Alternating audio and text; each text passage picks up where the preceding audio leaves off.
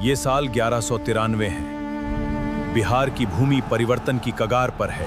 पश्चिम से एज और तह गई, ज्ञान की रक्षा ढह गई। बिहार अब हमारे अधीन है। दोस्तों, आज हम बिहार का मध्यकालीन इतिहास के बारे में बात करेंगे। आखिर बिहार के मध्यकालीन इतिहास को भारत के मध्यकालीन के इतिहास से किस तरह से जोड़ा जाता है, उसी के बारे में जानेंगे। और बिहार का इतिहास बिहार के एग्जाम के लिए किस तरह से महत्वपूर्ण है और किस टाइप का क्वेश्चन आता है, इसके बारे में भी हम आपको बताएंगे।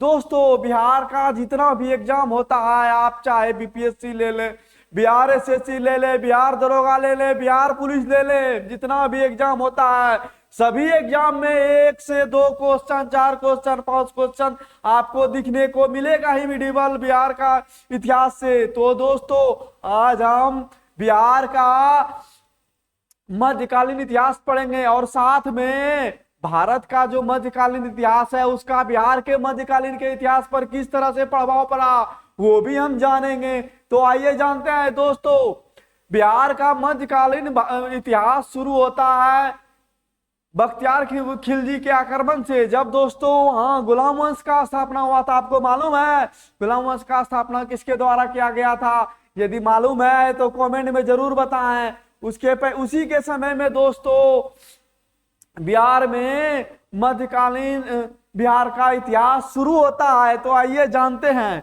देखिए, मध्यकालीन बिहार का इतिहास, और ये तुर्क के आक्रमण से लेकर बंगाल के विलय तक 1198 ईस्वी से 1740 तक के समय को बिहार का मध्यकालीन इतिहास कहा जाता है। आइए देखते हैं। और देखिए दोस्तों, यहाँ लिखा हुआ है प्रतियोगी परीक्षा विशेषांक इतिहास विभाग। कहने का मतलब है सभी प्रतियोगिता परीक्षा के लिए ये उपयोगी है। देखिए, सत्ता का शून्य और नए साम्राज्य का उदय। कहने का मतलब है उस समय बहुत सारे सत्ता का विनाश हुआ, दूसरी तरह नया सत्ता का उदय हुआ, जिसमें कि दिल्ली में सल्तनत काल शुरुआत होता है और गुलाम वंश की स्थापना की जाती है। और देखिए, इसका उसी के क्षेत्र में दिल्ली पर जिसका शासन था वो अपना क्षेत्र विस्तार करेंगे और उसी क्षेत्र को विस्तार करने के क्रम में बिहार पर आक्रमण करेंगे और बिहार में मध्यकालीन बिहार का इतिहास शुरू होगा। और देखिए, इसमें कई छोटी छोटी शक्तियां थी उस समय। जब दिल्ली में मध्यकालीन, जैसे भारत में मध्यकालीन इतिहास शुरू होता है, उसमें भारत में बहुत छोटी छोटी शक्तियां थी, इसी को कहा जाता है। देखिए, ये दिल्ली का जो था सबका अलग अलग यहाँ अलग शक्तियां, छोटी छोटी शक्तियां थी, यहाँ अलग थी, यहाँ अलग थी, यहाँ अलग थी, यहाँ अलग थी। देखिए, जो मुख्य रूप से जो शक्तियां थी वो दोस्तों, वो था आपका एक तुर्क मुस्लिम हो गया और बिहार में, वही दूसरा कर्नाट वंश हो गया, तीसरा अफगान हो गया, जिसको आप जो महान शासक होता है दोस्तों, और कहा जाता है यदि शेर शाह, और वो महान शासक का नाम था शेर शाह सूरी। दोस्तों, कहा जाता है कि यदि शेर शाह सूरी जिंदा रहते तो आज जो मुगल का इतना बड़ा वर्चस्व था, कहीं ना कहीं कुछ उसमें कम होता और उस समय उसके बाद सूर्य वंश का वर्चस्व अधिक रहता मुगल से ज्यादा। और उसके बाद दोस्तों मुगल प्राचीन भारत की शासक ताकतों की समाप्ति के बाद स्थानीय शक्तियों जैसे राजपूत का शासन था। इसी समय अरबी तुर्की आक्रमण शुरू हुए, जिससे दिल्ली सल्तनत की स्थापना हुई। दोस्तों, पहले यहाँ राजपूत शासन था, यानी कि लेकिन राजपूत जो राजपूत शासक थे वो आपस में ही लड़ाई करते थे, सब अपना अपना दूसरा का क्षेत्र अपने में मिलाना चाहते थे। और उसी समय में दोस्तों अरबी और तुर्क आक्रमण हुआ और उसी के तहत दिल्ली पर गुलाम वंश का स्थापना किया गया।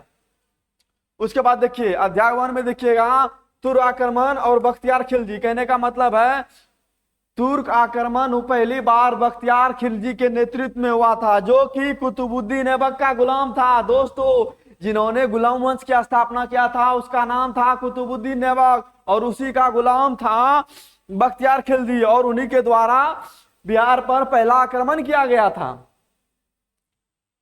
और दोस्तों, बख्तियार खिलजी का जो पहला आक्रमण हुआ था वो 1198 ईस्वी में हुआ था, जो कि उदंतपुरी का प्रथम विजय माना जाता है।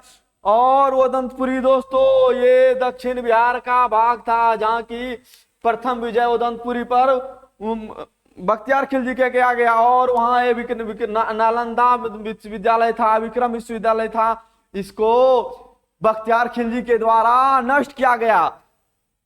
और ये दोस्तों इसके आगे चलते चलते बंगाल अभियान किया, जिसमें सेन वंश का शासक जो था लक्ष्मण सेन, ये बुरी तरीके से पराजित हुआ। और दोस्तों उसके बाद उन्होंने अपनी राजधानी लखनऊ बनाया। अंततः अली मर्दान द्वारा बख्तियार खिलजी की हत्या कर दी गई और उनको बख्तियार खिलजी को इमादपुर या जो बिहार पुलिस बिहार शरीफ नालंदा में पड़ता है, यहीं उनको दफनाया गया। देखिए मिथिला का कर्नाट वंश, ये दूसरा अध्याय हो गया। पाल वंश के पहले दोस्तों, कर्नाट वंश के पहले पाल वंश का शासन था। उसके बाद तिरहुत और मिथिला क्षेत्र में एक वंश का स्थापना हुआ जिसको कहा जाता था कर्नाट वंश। कर्नाट वंश दोस्तों, कर्नाट वंश के संस्थापक नानीदेव थे और ये बहुत सुखी संपन्न राजा थे और जिसकी राजधानी सिमरावगढ़ था। दोस्तों इसका एक राजा था जिसका नाम था नरसिंह देव और उसी के समय में बख्तियार खिलजी ने आक्रमण किया था क्योंकि उन्होंने नजराना देने से मना कर दिया था। और दोस्तों उसके बाद जो कर्नाट वंश का अंतिम शासक था जिसका नाम था हरि सिंह देव, यह अंतिम शासक था। 1324-25 में गयासुद्दीन तुगलक के बंगाल अभियान के दौरान पराजित हुए। दोस्तों जब गयासुद्दीन तुगलक ने बंगाल का अभियान शुरू किया तो रास्ते में बंगाल दिल्ली से यदि आप बंगाल जाइएगा तो कैसे जाइएगा बताइए हमको। तो बिहार में आपको रास्ते में तो बिहार आपको मिलेगा ही। तो उसी जब रास्ते में जा रहे थे तो गयासुद्दीन तुगलक के द्वारा हरि सिंह देव को पराजित किया गया और इसी अभियान के तहत हरि सिंह देव पराजित हुए। गयासुद्दीन तुगलक के द्वारा जो वो अभियान किया गया था बंगाल, और उसी अभियान में हरि सिंह देव पराजित हुए। और देखिए इसमें तिब्बती धर्मस्वामी ने तुर्क सेनापति तुगरिल खान के अभियान की भी चर्चा किया है। दोस्तों तिब्बत का एक धर्मस्वामी है जिन्होंने तुगरिल खान के नेतृत्व में एक अभियान बिहार पर किया गया था, इसका भी उल्लेख मिलता है, इन्होंने उल्लेख किया है। उसके बाद सांस्कृतिक योगदान दोस्तों, पंजी प्रथा और मिथिला का विकास। और पंजी प्रथा की शुरुआत हरि सिंह देव ने किया था जो कि एक समाज सुधार के रूप में प्रचलित हुआ। उद्देश्य पंजी प्रथा का उद्देश्य क्या था दोस्तों? जन्म मृत्यु और विवाह की जानकारी का व्यवस्थित रिकॉर्ड और प्रारंभ करना।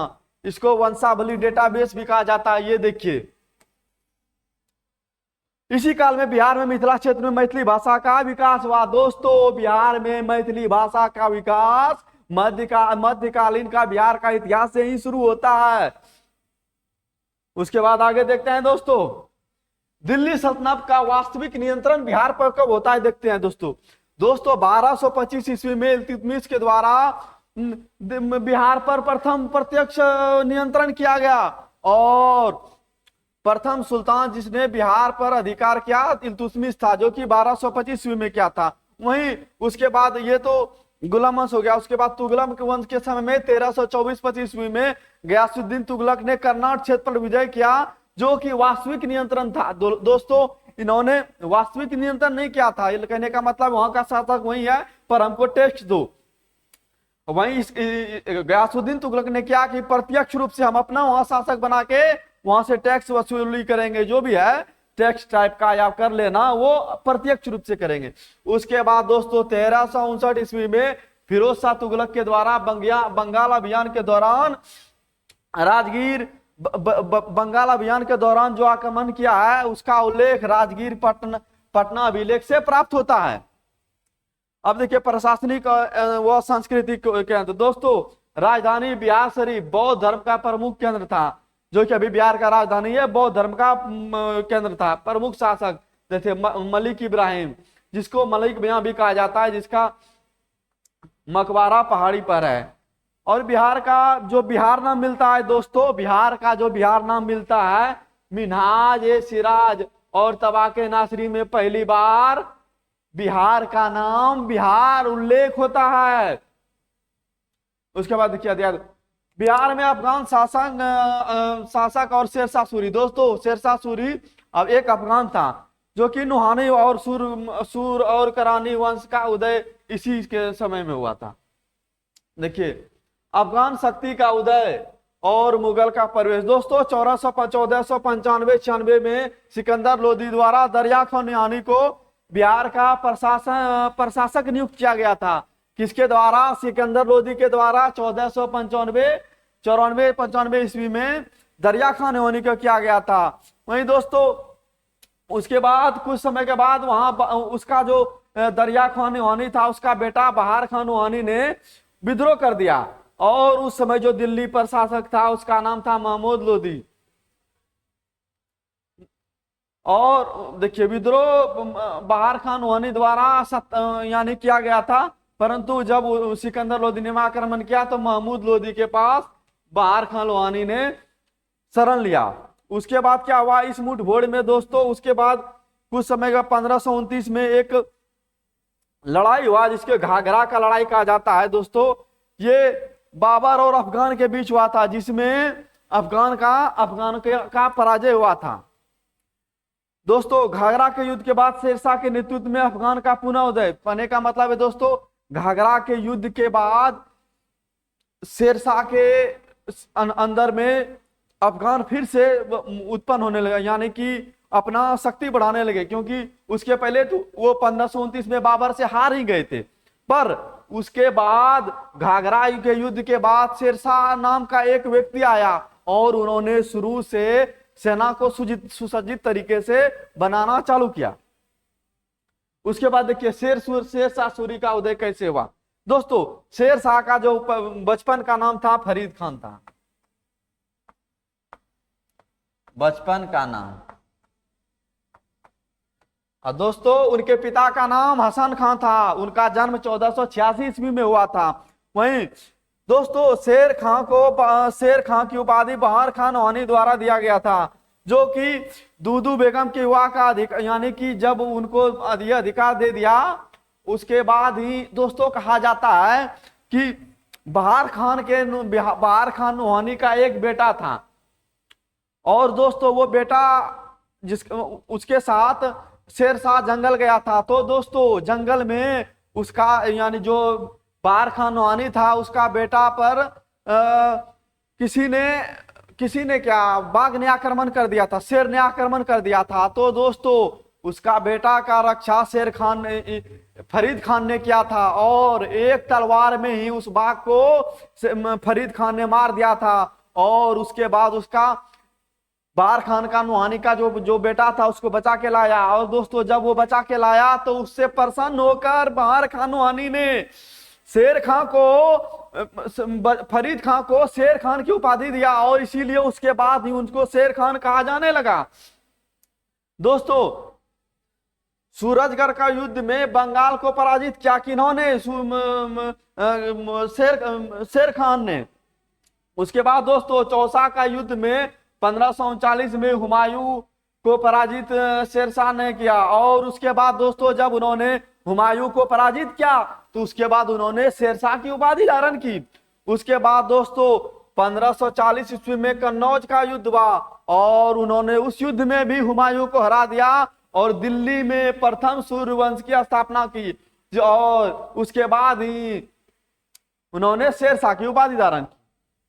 देखिए शेरशाह का प्रशासनिक और स्थापत्य का योगदान क्या था दोस्तों? ये देखिए प्रशासनिक सुधार, जोर से शेरशाह के द्वारा प्रशासनिक सुधार किया गया था, वो भी एक बार देख लें।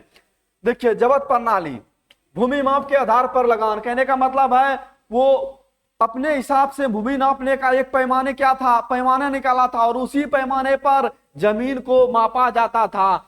और बाद में इसी पैमाने को अकबर के द्वारा भी अपनाया गया था। सोचिए दोस्तों कितना बढ़िया वो पैमाना होगा जो शेरशाह सूरी ने शुरू किया था, जिसको महान शासक अकबर जो मुगल का महान शासक था उनने उसको अपनाया था। वहीं व्यवस्था क्या क्या हुआ था, जैसे संचार व्यवस्था किया था उन्होंने, डाक व्यवस्था किया था, सैन्य व्यवस्था और राजस्व और में व्यापक सुधार किया था। हर क्षेत्र में उन्होंने सुधार किया था। दोस्तों उन्होंने 1541 में पटना को राजधानी बनाया और पटना में एक दुर्ग भी बनाया और इसे बिहार का राजधानी बनाया। और दोस्तों इसका उल्लेख तारीखे दाऊदी में मिलता है कि शेरशाह सूरी ने अपना राजधानी पटना बनाया था और वहां एक दुर्ग भी बनाया था। और देखिए ये देखिए स्थापत्य कला, दोस्तों उन्होंने सोचा कि अब हम मरेंगे, मेरे बाद मेरा बेटा मेरा मकबरा बनाएगा नहीं बनाएगा। उन्होंने अपने जीवित रहते हुए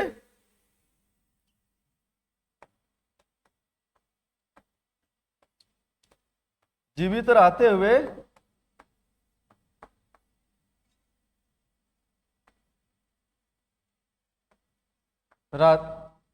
हुए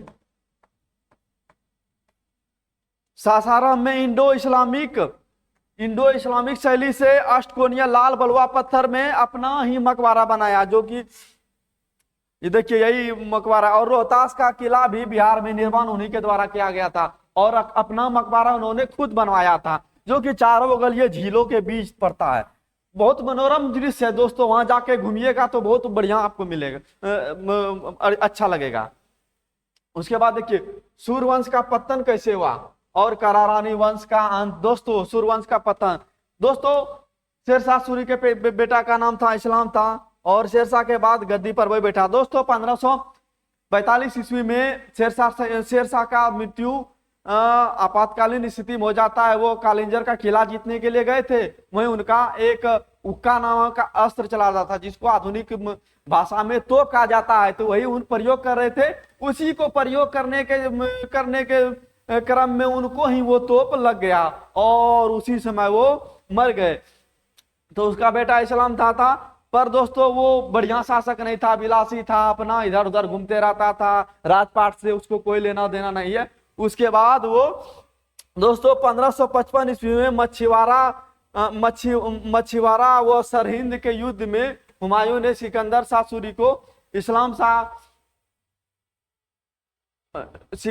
सूरी को हराकर फिर उन्होंने मुगल वंश का स्थापना हुमायूं ने कर दिया। हुमायूं। वहीं करारानी वंश की बात करें तो दोस्तों ताज खां करारानी मुगल स्थापना के समय बिहार में अफगान राज्य का गठन हुआ। दोस्तों मुगल समय में ताज खां करारानी ने वहां अफगान के द्वारा अपना गठन किया था, अपना क्षेत्र। वहीं उसका बेटा का नाम था दाऊद खां करारानी ने ताज खान का पुत्र था जिन्होंने अकबर का विरोध किया। दोस्तों इन्होंने ही अकबर का विरोध किया था, अकबर का विरोध था। दोस्तों 1576 ईस्वी में अकबर ने पटना को जीता। प्रत्यक्ष रूप से पटना को अकबर ने 1576 ईस्वी में जीता था और दाऊद खां करारानी अफगान वंश का अंतिम शासक था जो कि पराजित हो गया और भाग गया। उसके बाद देखिए मुगल सिवा और बंगाल का में जो विलय। दोस्तों 1580 से 1740 ईस्वी तक मुगल प्रशासन का स्वर्ण काल और पतन का काल भी कहा जाता है। दोस्तों देखिए दोस्तों मुगल काल में बिहार का प्रशासन 1580 ईस्वी में बिहार को मुगलों द्वारा एक सूबा का दर्जा दे दिया गया। दोस्तों इसके पहले मुगल के द्वारा बिहार को सूबा नहीं दिया गया था, कहने का मतलब है सूबा नहीं माना गया था। पर दोस्तों 1580 ईस्वी में मुगल काल में बिहार को एक सूबा या प्रांत के रूप में दर्जा दे दिया गया। और दोस्तों जिस समय अकबर मुगल वंश का शासक था उस समय जो बिहार का सूबेदार था उसका नाम था मुनीम खान जो प्रथम था। वहीं उसके कुछ समय के बाद राजा मान सिंह वहां के सूबेदार बन गए और मुख्य कार्य इन्होंने क्या करवाया था तो रोहतास को राजधानी बनाया था उस समय। और मुगल साम्राज्य उस समय मजबूत स्थिति में था। कहने का मतलब है दोस्तों यदि मुगल साम्राज्य मजबूत स्थिति में रहेगा तो अपना क्षेत्र बढ़ाएगा ही और अपना क्षेत्र बढ़ाने के क्रम में 1580 ईस्वी में उन्होंने अपना बिहार सूबा का राजधानी रोहतास बनाया था।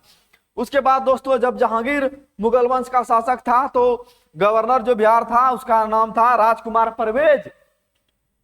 और इसी के समय में दोस्तों छोटा नागपुर पर अधिकार हीरा सोना की प्राप्ति पर केवल राजकुमारों के लिए आरक्षित किया गया था। दोस्तों यहाँ जो छोटा नागपुर क्षेत्र का अधिकार किया गया था वो जहांगीर के समय में, और जो उसका सेनापति था उसका नाम था राजकुमार परवेज।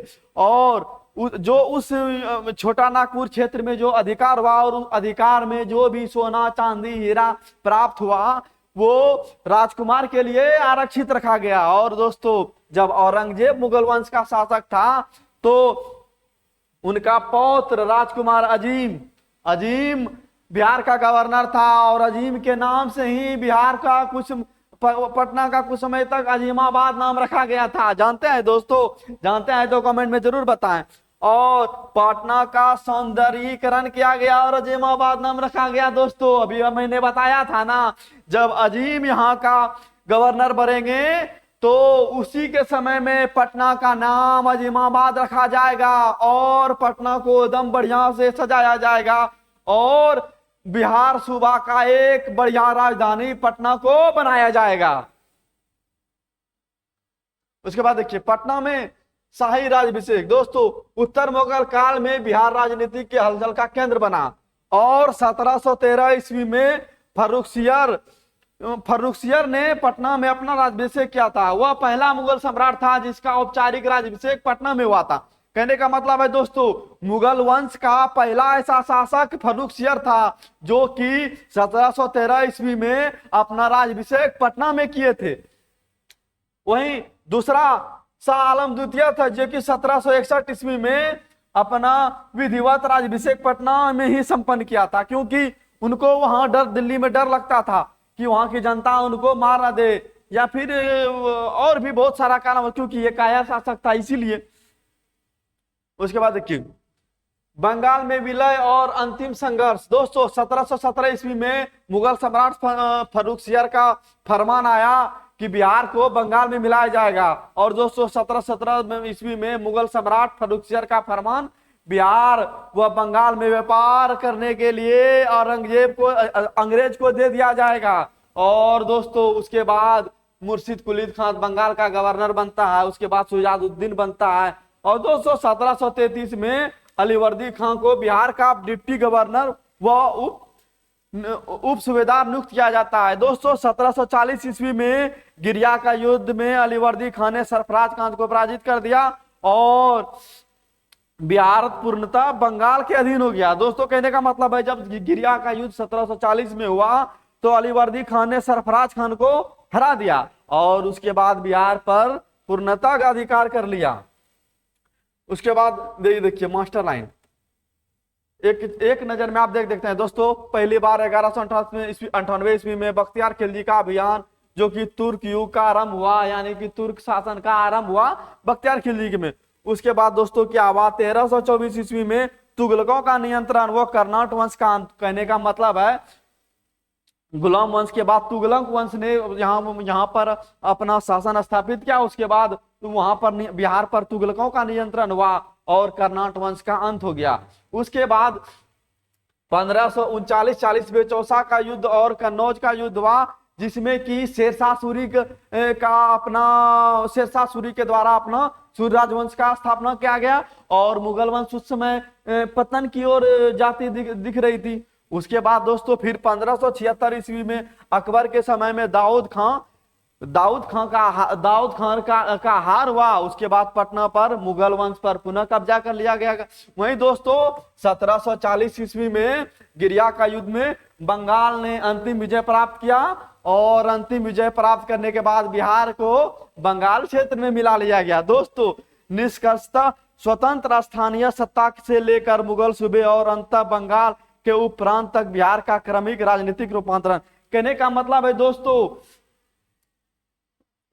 जब मध्यकालीन में गुलाम वंश के द्वारा जो बिहार पर नियंत्रण किया गया, उसके बाद तुगलक वंश के किया गया, उसके बाद फिर आपका मुगल वंश और धीरे धीरे उसके बाद बिहार को एक बंगाल के अंदर मिला दिया गया और बिहार को सूबा न कह के बंगाल के सूबा के अंदर बिहार का एक क्षेत्र माना गया। उसके बाद दोस्तों देखते हैं सल्तनत काल बना मुगल काल को एक दृष्टि में देखते हैं। दोस्तों सल्तनत काल में बिहार बौद्ध धर्म के लिए और सूफी संत का केंद्र माना जाता था और राजधानी बिहार थी। वहीं मुगल काल में मुगल काल में बिहार का राजधानी पटना था, जो कि अजीमाबाद कहलाता था। वहीं दूसरा राजधानी रोहतास था। और प्रशासनिक स्वरूप, कहने का मतलब है दोस्तों, सल्तनत काल में ये संघर्ष का अखाड़ा था। कहने का मतलब है हर यहाँ शासक आके अपना लड़ाई क्या करते थे, इसी को संघर्ष का अखाड़ा कहा जाता है। वहीं मुगल काल में एक संगठित सूबा 1580 में बना, जहां राजकुमारों को प्रांतपति बनाया गया। अब कहने का मतलब है कहीं दोस्तों एक सूबा के रूप में वहां का स्थानीय राजा के द्वारा शासन किया जाएगा, और जो कि एक पूरा देश का, भारत का राजा है, उसका पुत्र कहीं का शासक बनेगा, तो अंतर तो होगा ना। इसके द्वारा तो अधिक वहां प्रशासनिक व्यवस्था होगा ना। इसीलिए इस समय एक संगठित सूबा 1580 में बनाया। उसके बाद स्थापत्य कला की बात जाए तो दोस्तों, मलिक इब्राहिम बयां का मकबरा और पंजी प्रथा का आरंभ सल्तनत काल में हुआ था। वहीं पटना का शाही राज्याभिषेक स्थल के रूप में उदय और व्यापारिक फरमान 1717 के बाद बंगाल, कहने का मतलब है पटना का शाही राज्याभिषेक मुगल काल में हुआ और व्यापारिक फरमान 1717 में मुगल काल में ही मिला। तो दोस्तों ये आपका मध्य बिहार का एक मध्यकालीन इतिहास का एक शॉर्ट इंफॉर्मेशन था। दोस्तों ये आपको कैसा लगा कमेंट में जरूर बताएं, और मुझे बताएं कि मुगल वंश का कितना ऐसा शासक थे जो कि बिहार पर मध्यकाल में प्रत्यक्ष नियंत्रण स्थापित किए थे। ये कमेंट में आप जरूर बताएं। तो दोस्तों आज की कक्षा आपको कैसी लगी कमेंट में जरूर बताएं। धन्यवाद।